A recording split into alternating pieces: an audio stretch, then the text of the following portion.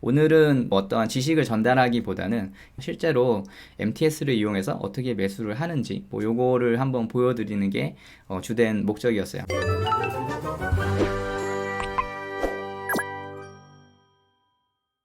안녕하세요. 은절자유시장 투동자연구소입니다. 오늘은 채권을 사는 방법에 대해서 한번 이야기를 해볼까 해요. 계속 지금 연달아서 채권에 대해서 이야기를 하고 있는데요. 오늘 주제는 채권 사는 거를 한번 실행을 해볼 거예요. MTS를 이용해서 장외 채권과 장내 채권을 한번 사보려고 합니다. 저번 영상에서 이야기했던 거를 살짝 복습을 하면은 채권을 사는 방법은 어떻게 되고 어떤 걸 사야 하나 이런 거에 대해서 한번 답변을 해봤어요.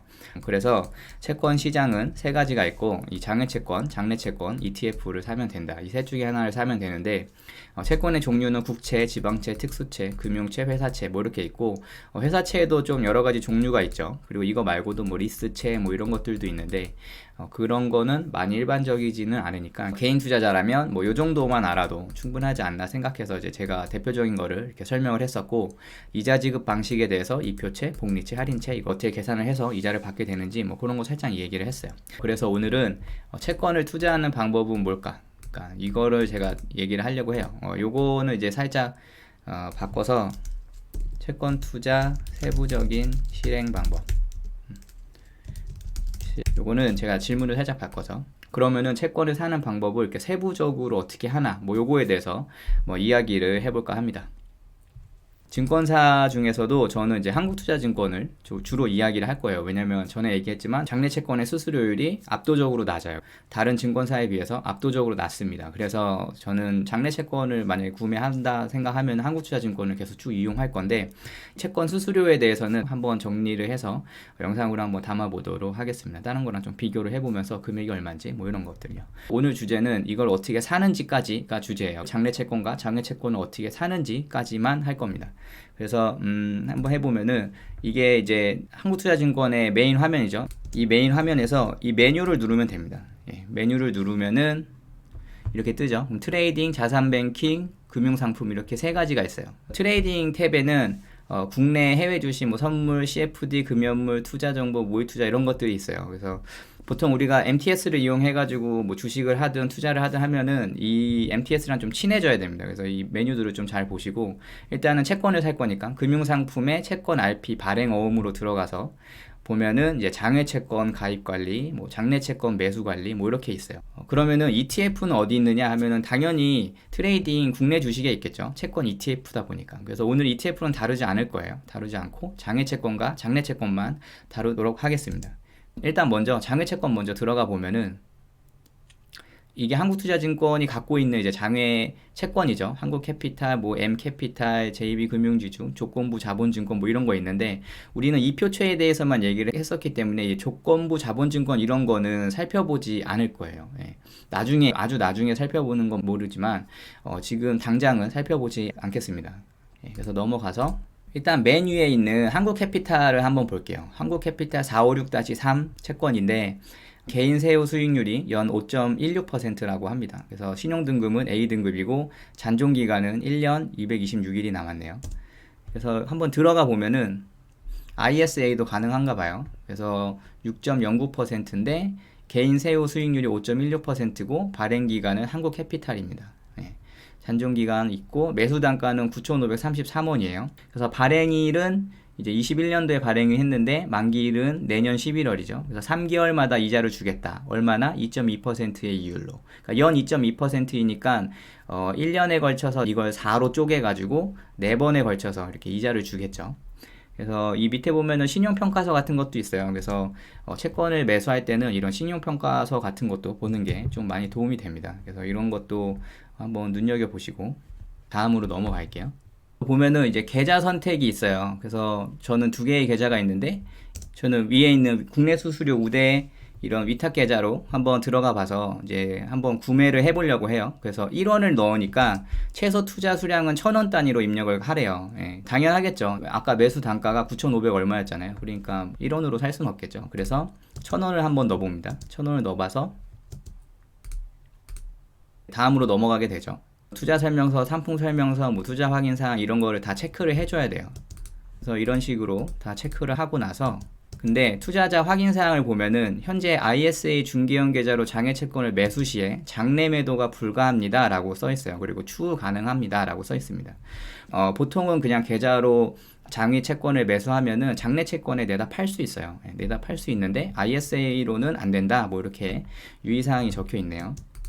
그리고 또 중요한 게 장외 채권 매수 및 취소 가능 시간이 있어요. 평일 9시부터 17시까지입니다.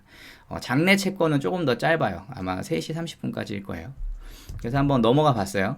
다음을 눌러보니까 이 상품명이 이제 한국캐피탈 456-3이고 저위험이고 뭐 표면 이유 써있고 이렇게 쭉 써있죠. 매수단가 9,533원 3개월 이표채 해서 그래서 매수 완료를 누르니까 매수 신청이 완료되었습니다 라고 이렇게 떠요. 이게 뜨면은 이제 문자가 저한테 옵니다. 이렇게 문자가 와서 한국캐피탈 456-3을 매수 수량 1,000원으로 해서 953원에 이렇게 매수를 한 걸로 확인이 돼요. 이렇게 하면은 장외 채권을 이제 우리는 사게 된 겁니다. 장외 채권을 사게 됐고 나의 채권을 이제 확인해 보면은 한국캐피탈 456-3 그리고 거래 내역에 4월 14일 날 456-3을 샀다. 매수 수량은 1,000원이고 매매 단가는 9,533원이고 매매 금액은 953원이다. 9,533원짜리를 이제 10분의 1로 산 거죠. 어떻게 보면 10분의 1로 사서 953원으로 샀다. 그래서 거래일자는 4월 14일이다. 이렇게 되는 거예요. 이걸 왜 이렇게 1,000원으로 사는 걸 보여드리냐면은 보통 채권 같은 경우에는 고액 자산가들이 산다 이렇게 하니까 큰 돈으로 매수를 해야 되는구나 라고 생각하시는 분들이 의외로 많아요. 굉장히 많아요. 그러니까 보통 뭐 새마을금고나 신협이 예금자 보호가 안 된다 뭐 이렇게 생각하는 사람이 많은 것처럼 이런 채권도 굉장히 큰 돈으로만 할 수 있다고 생각하는 분들이 많거든요. 근데 그렇지 않습니다. 그렇지 않고 소액이어도 뭐 10만원 100만원 소액이어도 충분히 이제 채권 투자를 할 수 있다는 걸 보여드리기 위해서 극단적으로 이렇게 1,000원으로 한번 해본 거예요. 저도 이렇게 된다고는 알았는데 해본 거는 처음이에요. 저도 처음입니다. 1,000원으로 누가 이런 걸 1,000원으로 사겠어요 채권을. 그래서 저도 겸사겸사 처음 해봤습니다. 그리고 다음은 장내 채권을 한번 사보도록 할게요. 장내 채권은 똑같이 채권 RP 발행홈으로 들어가서 이 장내 채권 둘러보기 뭐 이런 걸로 해서 들어가 보면 됩니다. 그래서 장내 채권 둘러보기를 눌러보니까 이렇게 국고채, 뭐 삼척블루파워, 대한항공 장내 시장에 이런 채권이 이렇게 있는 걸 확인할 수 있어요. 이 중에서 가장 지금 거래량이 많은 19-6 국고채를 한번 들어가 볼게요. 20년 물인데 지금은 잔존기간이 한 16년 정도 남은 그런 채권이죠. 그래서 전에 제가 이거 한번 어떻게 읽는지 말씀드렸었는데 국고채 표면이율 1.125% 만기일 39년 9월인 채권이고 19년도에 6번째로 발행이 됐다. 이렇게 읽으면 돼요. 이 뜻은 그렇게 됩니다. 그래서 지금 7,325원으로 시장가가 형성이 돼 있어요. 물론 이건 살려고 하는 사람이 제시한 가격이고 팔려고 하는 사람은 최저가가 7,340원입니다. 7,340원에 난 팔 거야 이렇게 써 있어요. 그래서 제가 1,000원만 한번 사볼까 해서 한번 사지나 한번 해봤어요. 그래서 일반 매수 주문을 했죠. 19-6 1,000원 매수 가격 7,325원 했는데 저는 안 사질 줄 알았는데 이렇게 바로 사지게 됐어요. 이렇게 바로 사져서 체결이 됐죠. 지금 체결 평균 금액은 7,320원이고 주문 수량 1개 이렇게 장내 채권을 또 매수를 했습니다. 그래서 체결이 진짜 됐나 해서 체결을 확인을 했는데 이 국고채도 체결됐고 이건 뭐 전에 산 것들이고 한국캐피탈 뭐 이렇게 체결이 된 걸로 확인이 됩니다. 그래서 뭐 이런 거 보더라도 이 밑에 이거 보더라도 제가 어차피 이거 가릴 거기는 한데 왜냐면 이렇게 따라서 살까봐 이렇게 가리는 겁니다. 그래서 뭐 종목을 제가 샀다고 해서 그거를 막 사거나 하시지 말고요. 본인이 판단하셔서 잘 매수를 하시기를 바랍니다. 괜히 피해가 갈까봐 가리는 거예요. 뭐 제가 막 숨겨가지고 뭐 나만의 뭐 비법이야 이런 게 아니라 괜히 누군가한테 본의 아니게 피해가 갈까봐 이런 거는 제가 지금 이렇게 숨겨놓은 겁니다. 그래서 또 문자가 왔죠. 제 이름이고 매수 체결이 됐고 국고채 19-6이고 732원에 샀다. 그래서 이렇게 샀죠. 그러면은 이제 이거를 한번 팔아 볼게요. 이제 우리는 샀어요. 이제 장외 시장에서도 채권을 샀고 장내 시장에서도 채권을 샀습니다. 샀으니까 이걸 한번 팔아 보도록 하겠습니다. 파는 거는 이제 장내 시장으로 들어가서 여기다가 종목 검색을 한번 해보는 거예요.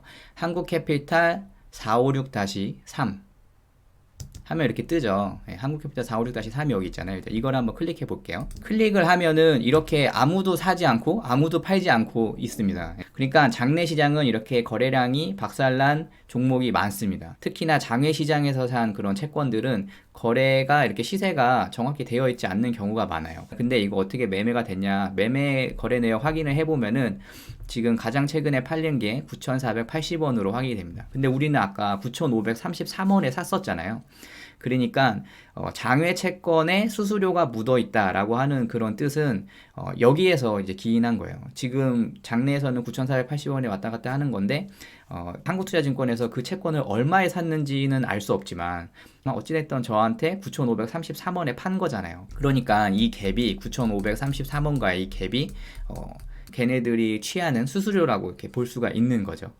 그래서 저는 9,533원에 샀지만 9,600원에 팔아볼 거예요. 9,600원에 나는 한 개를 팔겠다 해서 매도를 하면은 매수일 입력이 오류됐다고 해서 안 되더라고요. 사고 뭐 너무 빨리 이렇게 팔아서 그런가? 라고 생각을 해서 다시 한번 시도를 하게 됩니다. 다시 한번 시도를 하니까 9,600원에 이렇게 한 개를 판매하고 있는 저를 발견할 수 있어요. 이거 혹시 보신 분 있다면 저라고 생각하시면 됩니다. 저밖에 없을 거예요. 그래서 하나를 이렇게 매도를 한번 올려놨어요. 올려놓고 아까 샀던 국고채 19-6 채권도 7,340원에 한번 팔아봤어요. 한번 이렇게 걸어놔 봤어요. 그냥 이게 걸리나 안 걸리나 확인하기 위해서 한번 걸어본 거예요. 근데 걸리더라고요. 그래서 매도에 걸어진 거를 확인할 수 있습니다. 그리고 또 재밌는 거는 저는 이게 안 팔릴 줄 알았는데 또 좀 있다가 보니까 이게 팔렸어요. 7,340원에 팔렸습니다. 그래서 옆에 보이는 것처럼 이렇게 팔렸다는 또 메시지를 받았어요. 본의 아니게 한 2원 정도의 매매 차익을 얻었습니다. 하지만 7,340원에 산 19-6 국고채는 장내에서 샀기 때문에 수수료를 내야 돼요. 수수료가 붙을 거예요. 근데 지금 당장은 확인이 안 되고 아마 내일 확인이 될 겁니다. 하루 정도 걸리는 것 같더라고요. 그래서 수수료 붙는 거를 확인시켜 드리려고 한번 들어가 봤어요. 그러니까 한국캐피탈 456-3은 지금 보면은 수수료가 아예 없어요. 수수료가 아예 없고 거래단가 9533. 그러니까 수수료가 녹아 있다는 게 이런 거죠. 수수료를 따로 내는 건 없으니까. 여기 아까 녹아 있는 거죠. 우리는 9,480원에 살 거를 이렇게 많은 돈을 주고 사게 됐으니까 뭐 이런 거죠.